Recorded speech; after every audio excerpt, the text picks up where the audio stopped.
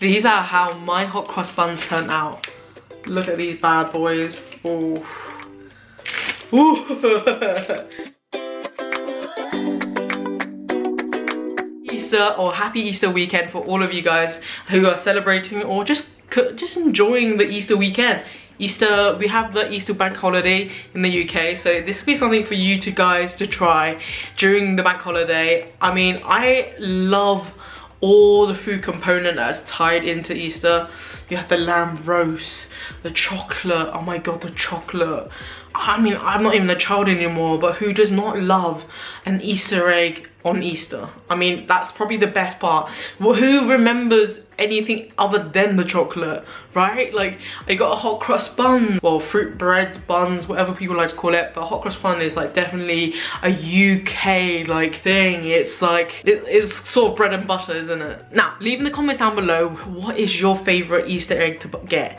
Now, as a child, I was a huge fan of Smarties Easter eggs, Kit Kat Easter eggs, galore. And then as I grow up, I'm starting to get a bit more bougie, and I do like the After Eights or the green and blacks. And then like, if I'm getting really bougie, right, if any of you guys tried it, hotel chocolate, oh my god, the Easter sandwich chocolate egg, oh my god, unreal. Anyway, today we're gonna be making my favorite chocolate of all time. It doesn't even have to be Easter. It's the Terry's chocolate orange hot cross buns with a Seville Orange glaze.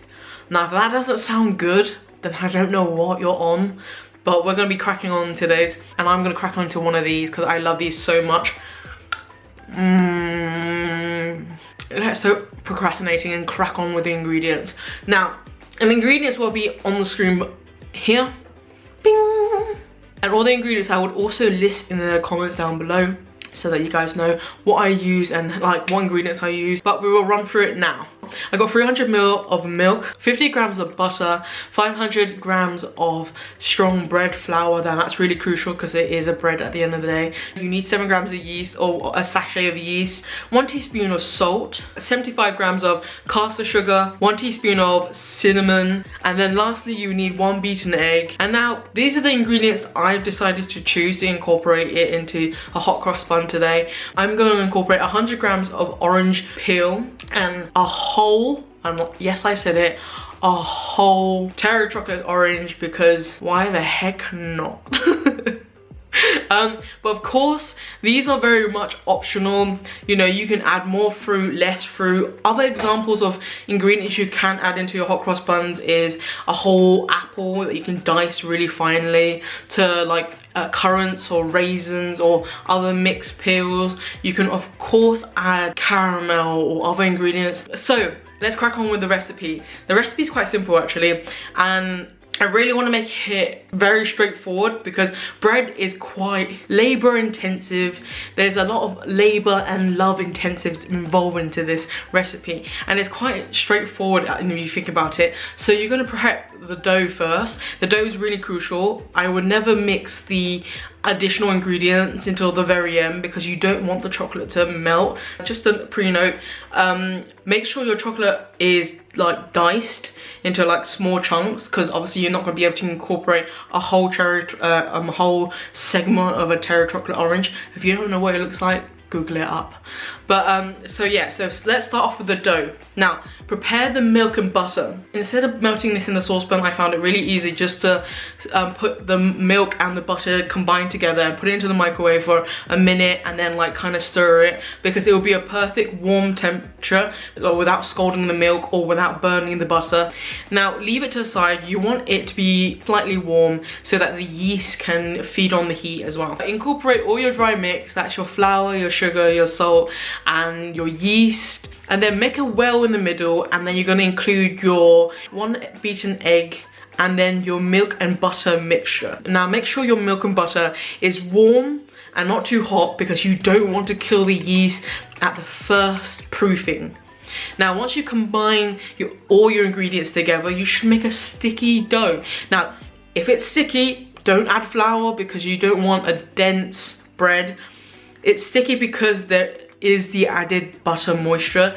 It's very normal, just work with it. It is like a in between a brioche and a normal bread. Once you combine them, now flour your surface sufficiently, because yes, it's sticky. To knead the dough, this is where people find a struggle. If you have a KitchenAid mix, then great, knead it for 5 minutes and then leave it in a well-oiled bowl and leave it to proof in a warm area. Now, if you're like me and you'd like to do it by hand, if you're kneading by hand, simply just do a kneading action. I start off by folding the dough on itself.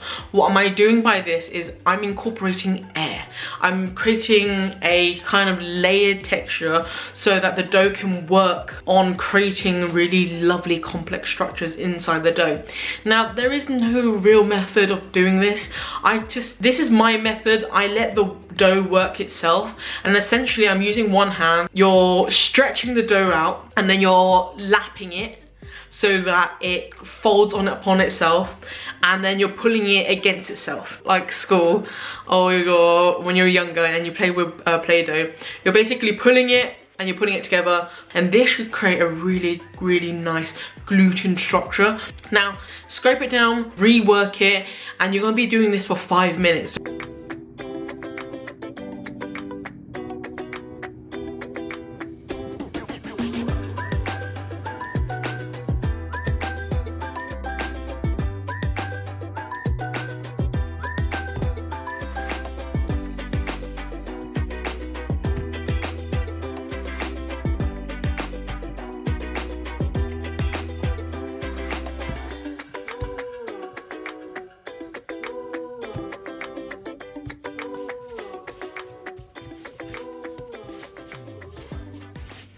The way to test whether your hot cross buns are ready for the proofing stage is literally take a little small amount of dough and spread it between your fingers, and it should create a nice window pane, and you should be able to see like your finger on the other side. Once that's done, oil metal bowl, place the dough into the metal bowl. Now you can cover it with cling film. Most people say cover with cling film. I have a little tip for you guys. If you use a clean towel and you wet it with hot water, it creates a perfect environment for yeast to grow. It should take an hour to proof, if not until it doubles in size. Next is to incorporate the chocolate and the dried orange peel, or whatever ingredients you've decided. You can just mix this into the bowl directly, folding it upon itself so that the fruit incorporates through the dough nice and evenly, and then you're gonna proof again for a second time. And this is for another 45 minutes to an hour, or until the dough doubles in size, because it's gonna go through a third proofing when you roll it out into balls.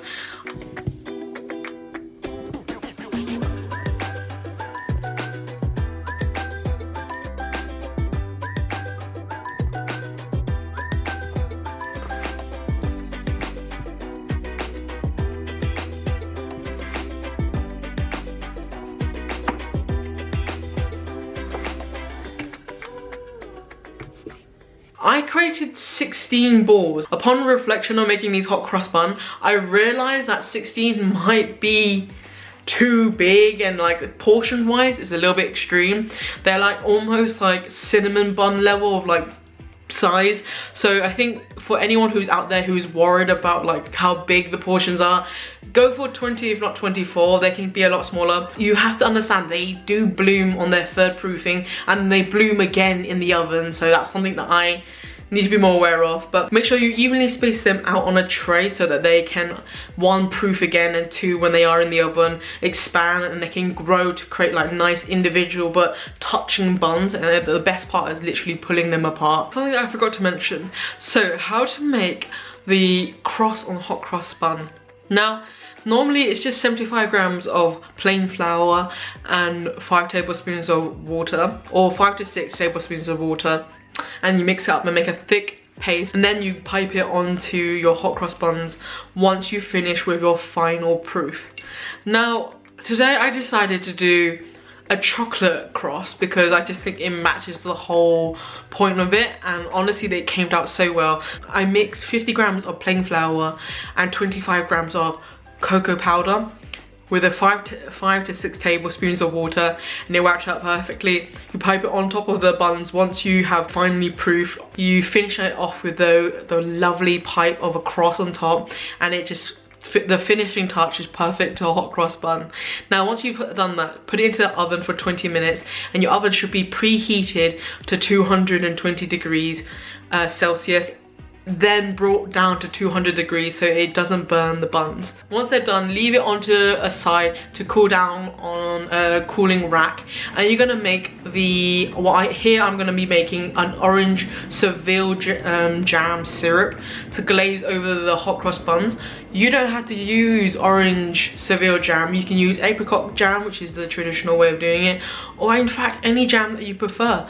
Add 2 to 3 tablespoons of the jam, 1 tablespoon of hot water, and it should come a little bit runny enough to spread across. Now, how do you enjoy a hot cross buns? Do you eat it fresh from the oven, or do you wait for a day or two until you can cut into it and then toast it with a bit of butter? It's up to you guys. However you enjoy it, let me know down in the comments down below. But again, I want to wish everyone a happy Easter, bank holiday. I hope everyone enjoys bank holiday.